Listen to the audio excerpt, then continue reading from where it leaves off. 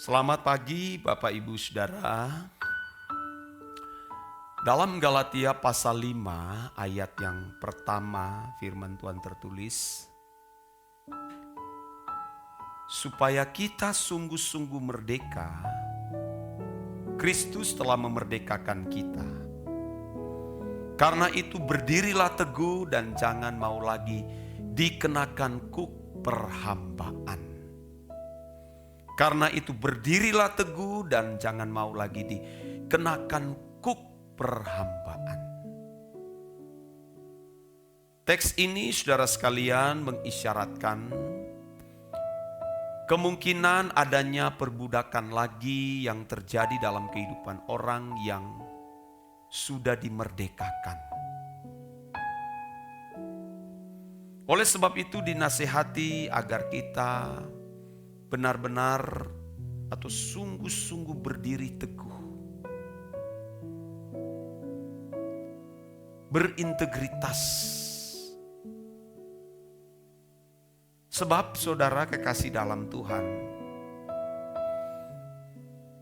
ada potensi besar seseorang akhirnya diperbudak lagi.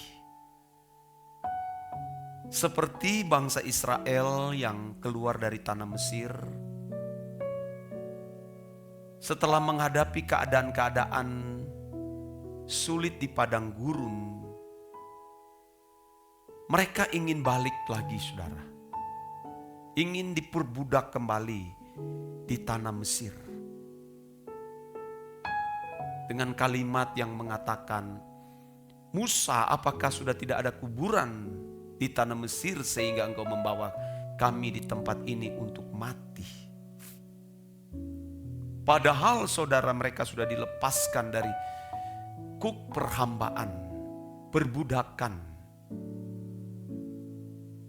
Tuhan menginginkan mereka supaya mereka dapat menikmati damai sejahtera. Menikmati berkat dari Tuhan. Menikmati pemeliharaan, perlindungan langsung dari Allah.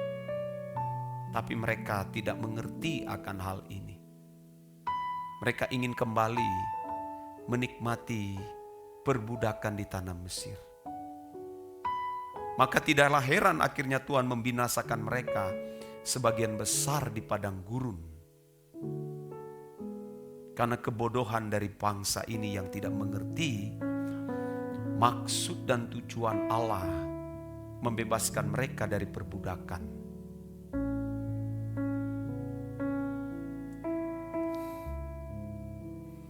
Di dalam Yohanes 8 saudara ayat 31 sampai 32, Tuhan Yesus menunjukkan bagaimana bisa memiliki kemerdekaan yang sejati.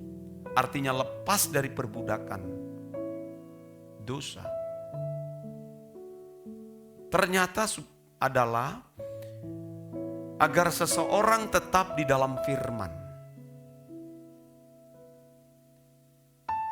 Tertulis dengan jelas Yohanes pasal 8 ayat 31, 32. Maka katanya kepada orang-orang Yahudi yang percaya kepadanya, jikalau kamu tetap dalam firman-Ku, kamu benar-benar adalah murid-Ku.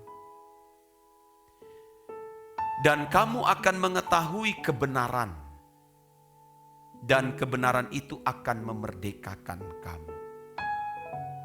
Jadi kalau seseorang tidak mengerti kebenaran, dia tidak akan pernah mengalami kemerdekaan dari dosa. Dia akan diperbudak oleh dosa, diperbudak oleh segala keinginan-keinginan dunia yang membinasakan. Tidak mengerti kebenaran tentu tidak mengerti pikiran dan perasaan Bapa. Tidak mengerti pikiran dan perasaan Bapa, tidak dapat mengikuti kehendak Allah. Apa yang baik, yang berkenan dan yang sempurna.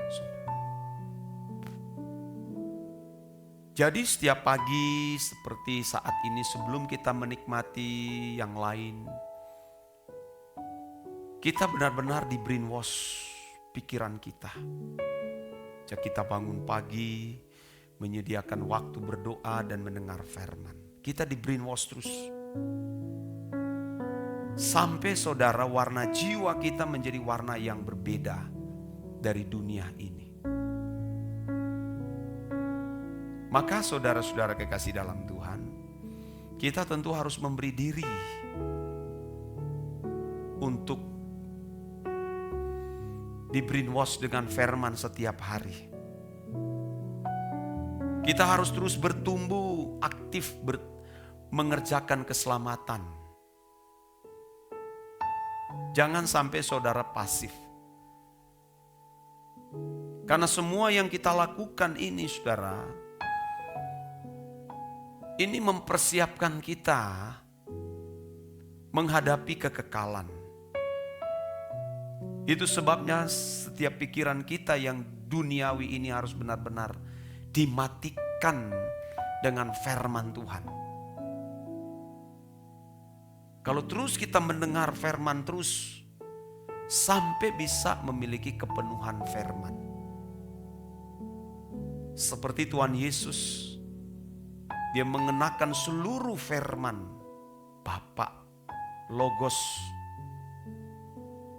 Dia mengenakan seluruh itu firman-Nya, sehingga Dia disebut sebagai Sang Firman.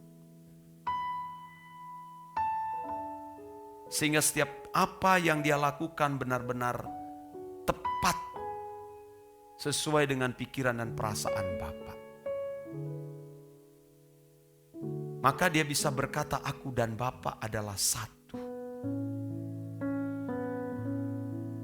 Bukan satu pribadi. Satu dalam karya, satu perasaan, satu dalam pikiran. Saudaraku, karena Dia menikmati semua firman. Nah, kita ini saudara hampir-hampir terlambat. Karena setan telah lebih dulu menuai dari sejak kita lahir. Apalagi kalau dewasa ini, betapa sulitnya mengubah generasi muda. Karena begitu lahir cekek oe sudah ada gadget di tangan. Mereka telah menikmati terlebih dahulu konten-konten yang ditawarkan oleh dunia, oleh kuasa kegelapan. Dan akhirnya pikiran mereka telah diwarnai dengan cara hidup anak-anak dunia. Dan betapa sulitnya memerdekakan mereka dari hal itu. Maka tidak heran banyak orang diperbudak dengan banyak hal. Diperbudak dengan handphone. Bukan salah punya handphone. Tapi kalau di sepanjang hari itu, saudaraku, yang kita lihat itu, saudara, hal-hal yang tidak patut, tidak pantas, itulah yang mempengaruhi pikiran kita. Sehingga saudara, Tuhan tidak lagi, firman tidak lagi mendapatkan tempat di hati. Karena sudah terlanjur diisi oleh air yang keruh. Bukan air kehidupan, tetapi racun, air yang mengandung racun. Yang akhirnya merusak di dalam jiwa. Tontonan-tontonan baik gadget melalui media televisi, berita-berita hoax, itu merusak fondasi berpikir iman orang percaya. Dan kalau itu mewarnai kita dari sejak pagi sampai di malam hari, sudah selesai. Tidak bisa ada pada satu titik tertentu, namanya point of no return, titik tidak balik. Mau bagaimanapun, sekuat apapun firman tidak akan mengubah orang. Makanya di dalam 1 Korintus pasal 10 ayat 22 sampai 23 dikatakan, atau maukah kita membangkitkan cemburu Tuhan? Apakah kita lebih kuat daripada Dia? Segala sesuatu diperbolehkan, benar. Tetapi bukan segala sesuatu berguna. Segala sesuatu diperbolehkan, ya boleh. Boleh kita menggunakan, benar. Tetapi bukan segala sesuatu membangun. Tidak semua saudara membangun. Nah, kita harus menghitung hari-hari hidup kita. Tinggal berapa, saudara? Jangan sampai kita tidak lagi memiliki kesempatan untuk mengalami perubahan cara berpikir. Ini butuh waktu yang tidak singkat. Tidak otomatis seseorang mengalami perubahan. Itu bertahap, saudaraku. Dan waktu yang Tuhan berikan kepada kita hanya untuk itu.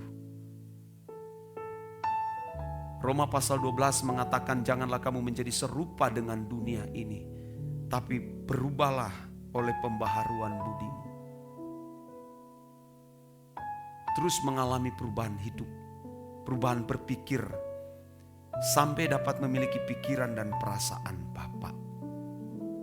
Sehingga segala sesuatu yang kita lakukan selalu sesuai dengan pikiran perasaan Tuhan. Memiliki ketepatan di dalam bertindak. Itu tidak mudah, saudara.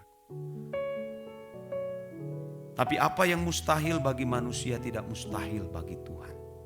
Ya, karena kita diberi Roh Kudus untuk menuntun kita kepada seluruh kebenaran. Makanya kita harus memaksakan diri setiap hari doa pagi. Dan selain doa pagi seperti ini, kita memiliki perjumpaan dengan Tuhan. Memiliki waktu berada di ruang kudus yang saudara ciptakan sendiri.